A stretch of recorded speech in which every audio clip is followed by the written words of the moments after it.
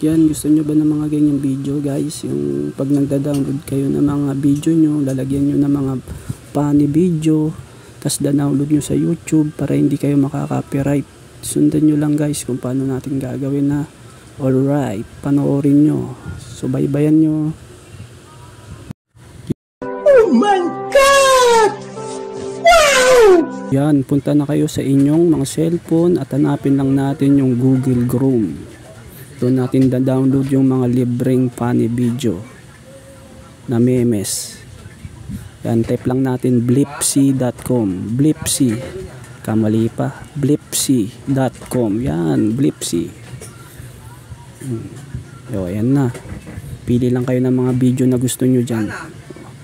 Yan, X nyo lang yan. Mga lumalabas na yan. Yan na. Pag nakita nyo yung arrow na download, pindutin nyo lang yan. Pag natapos yan, kusa nang lalabas sa gallery nyo yan. Yan, diba? X nyo lang yan. Tapos kung may CapCut kayo, punta kayo sa CapCut. Kaya mag-download kayo. Yan, CapCut.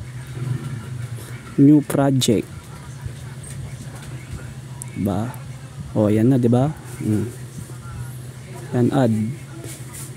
Yung puting kuwit na yan, pindutin nyo lang yan. Adjust nyo lang. Tanggalin nyo lang yung blipsy. O, adjust. O, diba? Ang galing. Adjust na. Tapos pindutin nyo yung export. Yan. Diba? Okay. O, pag natapos yan, nag 100 yan, okay na. Alright na. Pwede nyo nang download sa YouTube yan.